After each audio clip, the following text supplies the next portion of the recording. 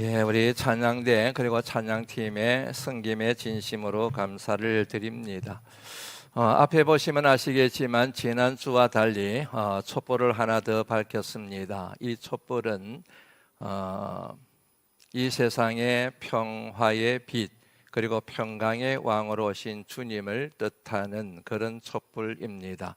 그렇습니다. 교회는 전통적으로 주님의 오심을 기대하며 기도하며 기다리는 대림절 두 번째 주일의 주제를 평화, 평강으로 정하고 이 세상의 평화의 빛으로 오시는 평강의 왕으로 오시는 주님에 대하여 깊게 묵상하는 시간을 가졌습니다. 이 같은 교회 전례에 따라서 오늘 저와 여러분들도 성경이 말하는 평화 혹은 평강에 대해서 함께 생각을 나누어 보려고 합니다. 인류 역사는 전쟁의 역사다. 다시 말씀드립니다. 인류 역사는 전쟁의 역사다. 거의 모든 역사학자들이 주창하는 내용입니다. 누가 이 같은 명제에 토를 달 수가 있겠습니까? 인류 역사는 전쟁으로 점철되어 있다. 지금까지 인류는 누군가가 소유하고 있는 것을 빼앗기 위해서 그리고 자신이 소유하고 있는 것을 남에게 뺏기지 않기 위해서 그야말로 생존하기 위해서 치열하게 전쟁을 치르는 역사를 만들어 왔습니다. 정도의 차이, 경우의 차이만 다를 뿐이지 이 같은 전쟁은 지금도 여전히 이어지고 있습니다. 우크라이나와 그리고 러시아 사이에 전쟁이 일어나서 아직까지 끝나지 않았습니다. 그런데 이 같은 무력 전쟁, 총성이 있는 전쟁만 있는 것이 아니고 총성을 전혀 느낄 수 없는 그런 전쟁도 우리 주변에서 혹은 내게서 발견되는 전쟁입니다. 무역 전쟁이 있습니다. 그리고 정보 전쟁이 있습니다. 자원 전쟁이 있습니다. 식량 전쟁이 있습니다. 눈치 싸움이라는 표현 여러분 알고 계시죠? 눈치를 보는데 그것을 싸움이라고 얘기합니다. 일종의 전쟁입니다. 그야말로 경우만 다를 뿐이지 우리는 전쟁 가운데 있는 삶을 영위하고 있다. 그렇게 얘기를 할 수가 있습니다. 그야말로 별의별 전쟁들이 우리의 평화를 파괴하고 우리의 생존을 위협하고 있습니다. 이 같은 전쟁을 원하는 사람이 이 세상에 어디에 있겠습니까? 자신의 욕망을 채우기 위하여 동물적 본능에 따라서 살아가는, 선택하고 결정하는 몇몇 사람들을 제외하고 이 지구상에 살고 있는 모든 사람들이 전쟁을 원치를 않습니다. 그럼에도 불구하고 세상은 평화 원하지만 전쟁의 소문 더 늘어간다. 이 모든 인간 고통 괴로움 본 그 지겨움 끝없네 라는 찬양 가사처럼 전쟁은 멈출 기미를 보이지 않습니다. 계속해서 전쟁 가운데 있고 전쟁에 대한 소문을 듣게 됩니다. 왜 이처럼 인류 역사는 전쟁의 역사가 되었을까? 이유는 간단합니다. 바로 하나님의 말씀을 부인한 불신앙이요, 제약이요, 그 뿌리가 되는 인간의 욕망 때문입니다. 욕심이 잉태한 적 죄를 낳고 죄가 장성한 적 사망을 낳느니라. 사망을 불러오는 전쟁의 뿌리는 인간의 죄악입니다. 그 죄의 뿌리는 인간의 탐욕입니다. 그러므로 전쟁의 뿌리는 결국 인간의 욕망이라고 말씀드릴 수 있습니다.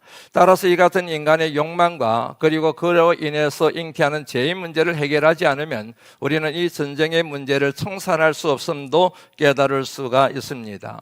하나님께서 천지 우주 만물을 창조하셨습니다. 믿으시면 아멘 하시겠습니까?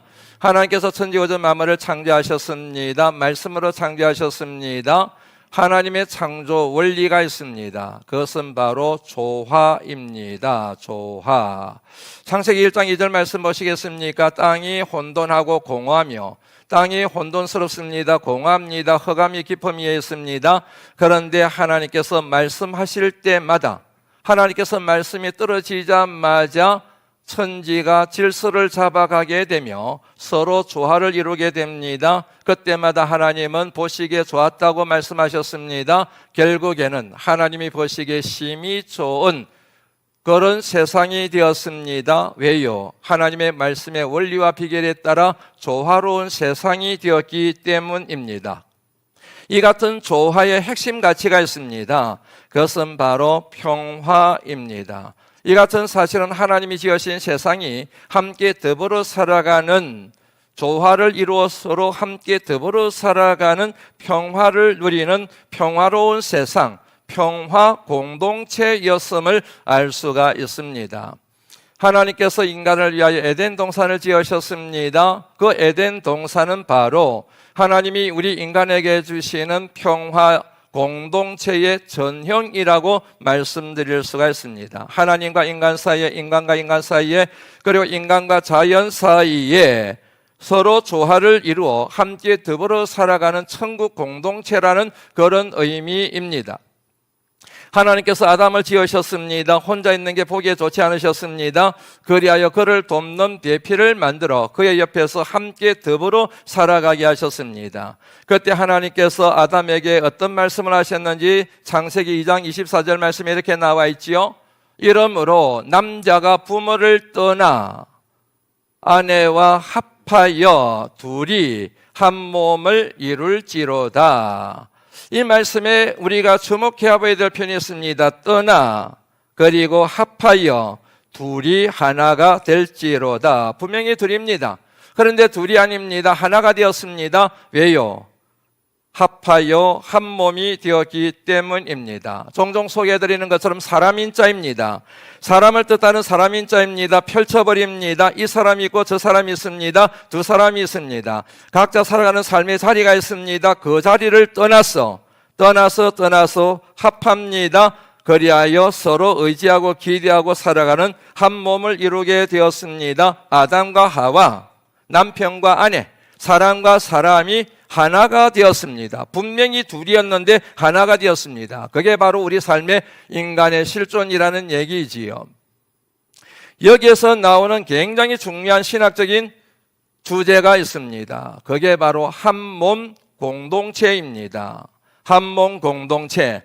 앞서 말씀드린 것에 따르면 한 몸 공동체는 질서 공동체요, 조화 공동체요, 평화 공동체라는 사실을 우리가 정리를 할 수가 있습니다. 맞습니다. 하나님이 세우실 때, 공동체를 세우실 때 그 공동체의 속성은 바로 평화였습니다. 이 같은 평화를 유지하고 이 같은 평화 공동체를 세우기 위한 원리가 있습니다. 한마디로 말씀드리면 하나님의 말씀입니다. 하나님이 인간을 위하여 에덴 동산을 지으시고 그 에덴 동산에 살고 있는 인간들에게 이렇게 말씀하신 것 알고 계시지요?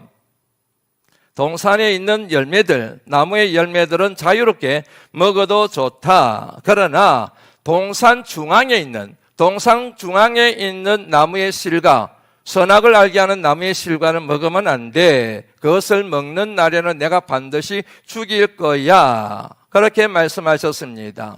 이 같은 주님의 명령에 따르면, 말씀에 순종하면 에덴 동산의 복을 받아 누리지만 하나님 말씀에 불순종하게 되면 에덴 동산을 잃어버리게 된다는 사실을 알 수가 있습니다. 맞습니다. 에덴 동산의 중심은 하나님이요, 에덴 동산의 원리는 바로 하나님 말씀입니다. 에덴 동산은 평화 공동체입니다. 그러므로 우리가 누리게 될 평화 공동체 중심은 하나님이셔야 되며 원리는 바로 하나님 말씀이어야 합니다. 그런데 참으로 안타깝고 불행하게도 처음 인간들이 하나님이 금하신 선악을 알게 하는 나무의 실과를 따먹었습니다.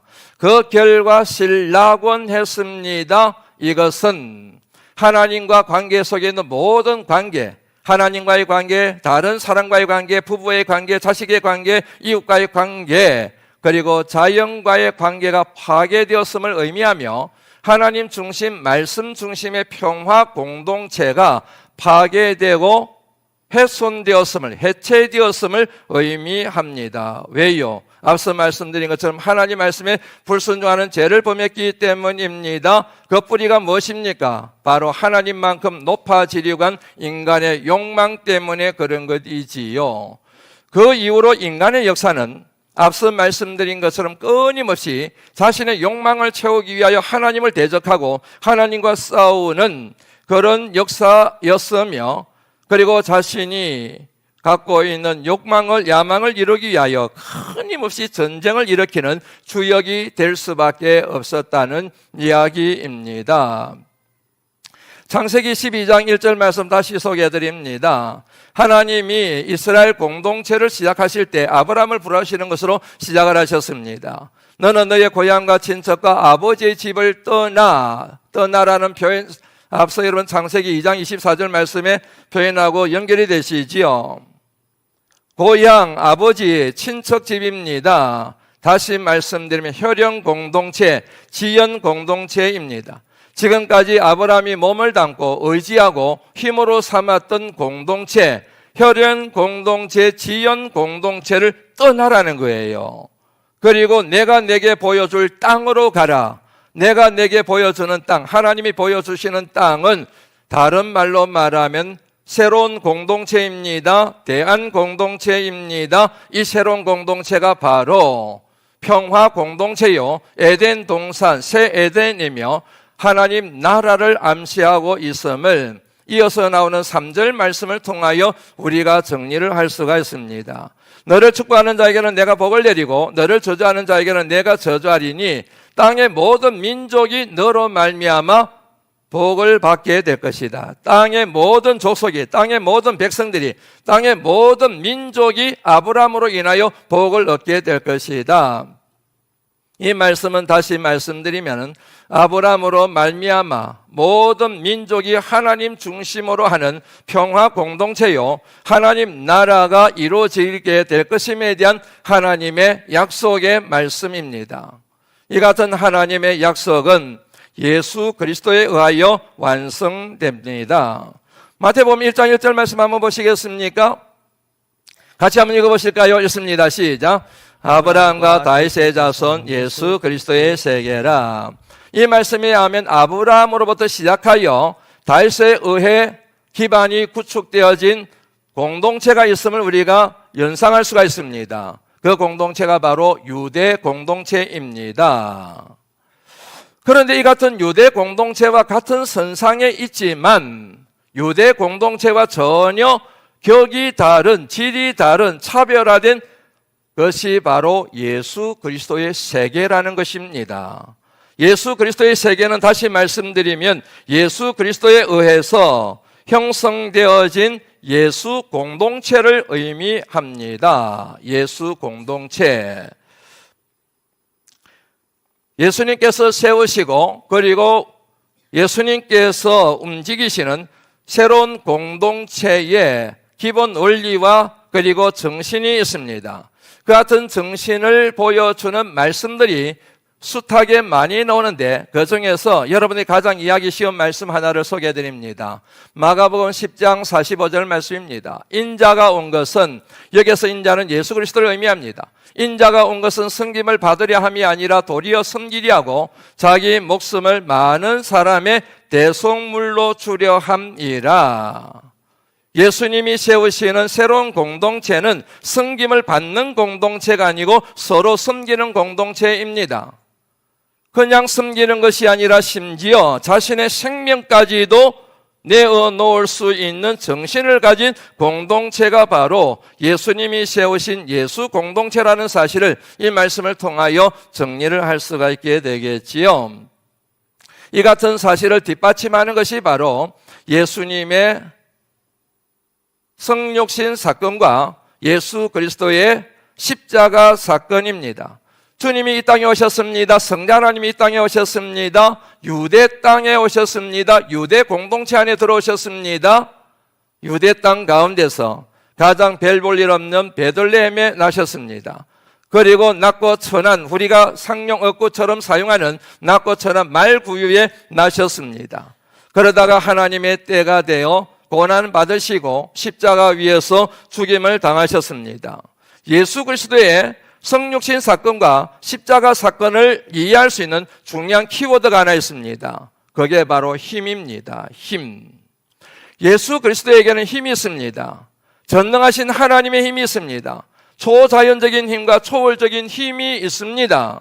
그 힘을 가지고 얼마든지 세상을 제압할 수가 있습니다. 얼마든지 원수를 다 죽일 수가 있습니다. 로마 병사의 손에 칼에 죽을 일이 전혀 없는 분이에요. 전능하신 하나님이시기 때문입니다. 그런데 그 같은 힘을 가지고 얼마든지 제압하고 군림할 수 있음에도 불구하고 예수 그리스도께서는 그 힘을 하나도 사용하지 않으십니다.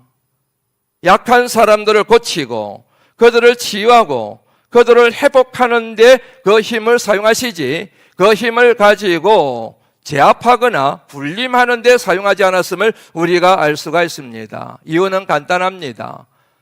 그것이 바로 하나님의 뜻이었기 때문입니다.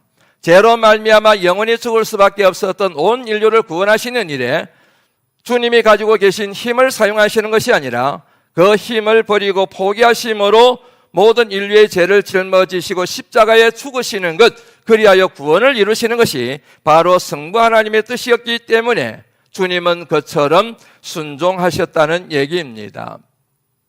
팍스 로마나라는 말을 여러분들 많이 들어보셨을 겁니다. 로마의 평화라는 뜻을 가지고 있는 라틴어입니다. 주 1세기, 2세기 약 200년 동안 로마인들이 누렸던 평화를 팍스 로마나라고 그렇게 표현을 합니다. 여러분들이 잘 아시는 것처럼 그 당시 세계 최강 나라는 로마였습니다. 그 같은 힘을 가지고 로마는 주변에 있는 약소 국가들을 침범하고 전쟁을 일으켜서 그들을 정복하고 그들을 착취하여 그들을 탄압하여 자신들의 평화를 누렸습니다. 다시 말씀드리면 힘 있는 자들에 의한, 힘 있는 자들만을 위한, 힘 있는 자들만이 누리는 평화를 일러서 팍스 로마나라고 얘기를 합니다. 잘 아시는 것처럼 바로 이처럼 팍스 로마나가 지배하던 시대에 주님이 오셨습니다. 그리고 그 손에 로마인들의 힘에 주님이 십자가 위에서 죽임을 당하셨습니다. 이 같은 팍스 로마나와 로마의 평화와 극단적으로 대비되는 것이 바로 팍스 크리스티나, 다시 말씀드리면 예수 그리스도의 평화입니다. 로마는 무력의 힘을 가지고 자신이 원하는 것을 취하여 약자를 탄압하여 착취하여 얻는 평화라고 한다면 주님의 평화는 정반대의 평화입니다. 전능하신 하나님이 인간의 세상에 내려오셔서 인간의 몸을 입고 이 땅에 오셔서 죄로 말미암아 영원히 죽을 수밖에 없는, 자신의 인생의 문제를 절대로 자신의 힘으로 해결할 수 없는 무능한 인간을 살리는 일에 그 하나님이 모든 힘을 사용하심으로 얻은 평화이기 때문입니다. 그러므로 힘 있는 분에 의하여 힘 없는 자들을 위한, 힘 없는 자들만이 누리는 평화를 일러서 팍스 크리스티나, 그리스도의 평화라고 얘기합니다. 이 같은 주님의 평화를 우리에게 잘 보여주는 예수 그리스도의 성육신 사건과 십자가 사건을 잘 보여주는 것이 바로 오늘 우리가 예배 말씀 후에 갖게 될 성만찬입니다. 마태복음 26장 26절 말씀 한번 같이 읽어보실까요? 읽습니다. 시작. 그들이 먹을 때에 예수께서 떡을 가지사 축복하시고 제자들에게 주시며 이르시되 받아서 먹으라. 이것은 내 몸이니라 하시고, 이 말씀에서 우리가 앞선 부분에 나오는 네 가지 동사를 좀 주목해 볼 필요가 있습니다. 첫째는 가지다라는 동사입니다. 그리고 두 번째는 축복하시다라는 동사입니다. 그리고 세 번째는 떼다라는 동사입니다. 우리말에는 떼다라고 말이 되어져 있지만, 번역되어 있지만 원래 의미는 깨뜨리다는 뜻을 가지고 있습니다. 그리고 마지막에는 주시다라는 동사가 나옵니다. 오늘 본문 말씀의 맥락에서 우리가 좀 주목해 보고자 하는 표현은 떼다라는 표현입니다. 떼다, 다른 식으로 말씀드리면 찢다, 또 다른 식으로 표현하면 깨뜨리다입니다. 마지막은 주시는 것입니다. 주기 위해서는, 주시기 위해서는, 섬기기 위해서는, 나누기 위해서는 반드시 전제 조건이 뭐여야 됩니까? 떼야 됩니다. 깨뜨려야 됩니다. 찢어야 됩니다. 그래야 나눌 수가 있습니다. 나누기 위해서는 반드시 먼저 선행되어야 될 것이 것이라는 얘기지요. 이와 유사한 개념이 우리나라 객언에도 있는 것 알고 계실 겁니다. 콩 한 조각으로 9명이 나누어 먹는다. 아니, 콩은 조그만 하나인데 그게 어떻게 9명을 나눌 수 있습니까? 방법이 있습니다. 깨뜨리는 것입니다. 깨뜨리면 아주 자그마하겠지만 그럼에도 불구하고 9명이 나누어 먹을 수가 있습니다. 아니면 깨뜨려서 그야말로 박살을 내서 가루로 만들어서 물에 타면 9명이 아니라 그 이상도 나누어 먹을 수 있다는 얘기입니다. 그런 의미가 바로 이 성만찬 진술하고 있는 이 26절 말씀에 나오는 떼어, 깨뜨려, 감을 잡으셨겠지만 이 표현은 바로 이 땅에 오시고 온 인류의 죄를 짊어지시고 온 인류를 구원하시기 위하여 십자가 위에서 고난을 받으시고 죽임을 당하신 그 십자가 사건이 연상되는 표현이지 않습니까? 이로 인해서 다시 말씀드린 주님이 이 땅에 오시고 고난 받으시고 죽으심으로 인하여 찢어지심으로 인하여 깨어지심으로 인하여 저와 여러분들의 모든 죄악이 사함을 얻게 되었습니다. 모든 깨어진 관계가 회복이 되었습니다. 그리고 화평하게 되었습니다. 이것을 일러서 하나님의 말씀에서는 영생, 생명, 구원이라고 얘기하는 것입니다. 그래서 하나님께서는 오래전에 이사야 선지자를 통하여 이 세상을 구원하시기 위해 보내실 메시아에 대하여 이렇게 예언하도록 명령하신 것입니다. 이사야 9장 6절 말씀입니다. 이는 하나기가 우리에게 낳고, 여기서 하나기는 메시아를 얘기하는 겁니다. 이는 하나기가 우리에게 낳고 한 아들을 우리에게 주신 바 되었는데 그의 어깨에는 정사를 메었고 그의 이름은 기묘자라, 모사라, 전능하신 하나님이라, 영존하시는 아버지라. 마지막에 나오는 표현이 뭐예요? 평강의 왕이라. 평강의 왕. 세상 사람들은 무력을 통하여 자신의 욕망을 채우는 것이 평화라고 얘기를 하지만, 그런데 주님이 주시는 평화는 그게 아니라 자신을 희생시킴으로 주어진 평화이기 때문에 진정한 평화, 평강의 왕, 모든 인간의 죄악이 해결되는 것으로 인하여 완성된 평강이기 때문에 평화의 왕이라 그렇게 선언하시는 것입니다. 이 말씀이 성취되었습니다. 믿으시면 아멘 하시죠? 그래서 천사들이 목자들에게 이렇게 외치지 않습니까? 지극히 높은 곳에서는 하나님께 영광이요, 땅에서는 기뻐하심을 입은 사람들 중에 평화로다. 아멘, 크게 하셔야 됩니다. 드디어 하나님께서 이사야 선지자를 오래전에 예언하신 약속의 말씀이 성취되었습니다. 천사들이 이렇게 외칩니다. 지극히 높은 곳에서는 하나님께 영광이요, 땅에서는 기뻐하심을 입은 사람들 중에 평화로다. 그래서 예수님께서 세우신 공동체는 조화 공동체요, 섬김 공동체요, 사랑 공동체이며 이 같은 것을 속성으로 하는 평화 공동체가 되는 것입니다. 그러므로 누구든지 예수 그리스도를 구주로 믿고 주님의 뒤를 따라 살아가는 사람들은 사람과 사람 사이에, 이웃과 이웃 사이에, 사회와 사회 사이에 평화를 일구는 평화의 사도가 되는 것입니다. 내가 아무리 예수님을 구주로 믿는다 하더라도 평화를 이루지 못하고 오히려 분열시키고 다투고 싸우고, 만약에 그런다고 한다면 내 믿음이 제대로 된 믿음인가 한번 깊게 반성해 볼 필요가 있습니다. 주께서 피로 값주고 세우신 교회가 평화 공동체가 되지 못하고 맨날 다투고 싸우고 큰소리 나고 분열이 된다고 한다면 그 교회가 진정한 하나님이 주인 되시는, 주님이 중심이 되는, 하나님의 말씀이 중심이 되는 주께서 피로 값주고 세우신 평화 공동체가 되는지에 대해서 깊게 반성해 볼 필요가 있습니다. 다시 말씀드립니다. 예수 그리스도를 구주로 믿는 사람은 누구든지 다 평화의 사도가 되게 되어 있으며, 거룩한 성도들의 모임인 피로 값주고 세우신 교회는 반드시 화평 공동체가 되는 것이 정상적입니다. 부활하신 주님께서, 죽음의 권세를 이기시고 부활하신 주님께서 유대인들이 두려워서 문을 걸어 잠그고 숨어있던 제자들에게 찾아가셔서 이렇게 말씀하셨습니다. 요한복음 20장 19절 말씀입니다. 너희에게 평강이 있을지어다. 배신자들입니다. 자기들만 살겠다고 도망간 아주 비겁한 놈들입니다. 찾아갈 이유가 뭐 있겠습니까? 여러분들 같으면 찾아가시겠습니까? 그럼에도 불구하고 주님은 찾아가셨습니다. 찾아가셔서 너희에게 평강이 있을지어다.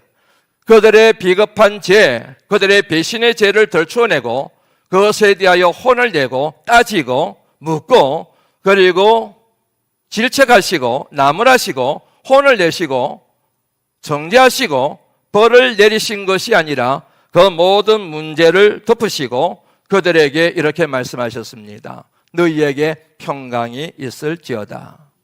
그래서 종종 말씀드린 것처럼 기독교에서 말하는 평화는 문제가 없는 상태가 아니라 문제가 있는데 그 문제가 더 이상 문제가 되지 않는 것을 일러서 기독교에서는 살롬이라고 평화라고 그렇게 얘기를 하는 것입니다.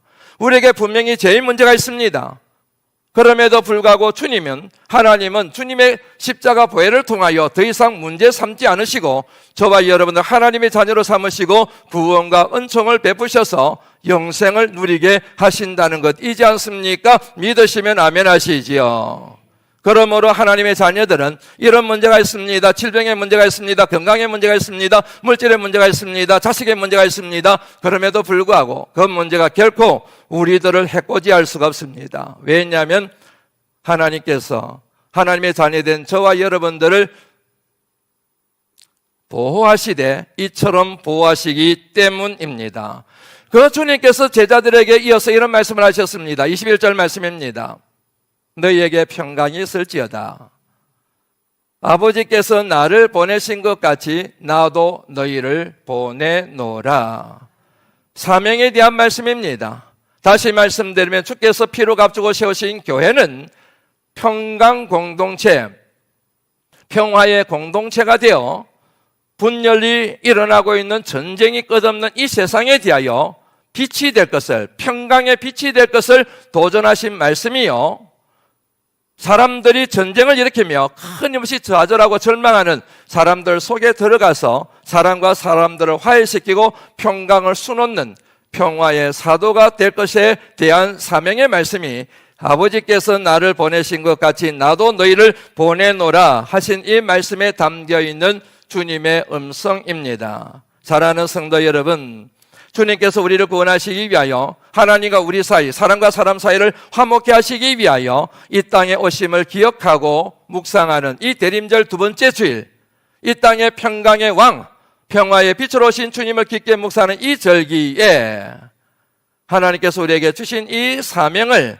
다시 한번 깊게 들여다보시고 그 사명을 회복하시는 저와 여러분들 다 되시기를 이 세상의 평화의 왕, 평강의 왕으로 오신 주님의 이름으로 축원합니다.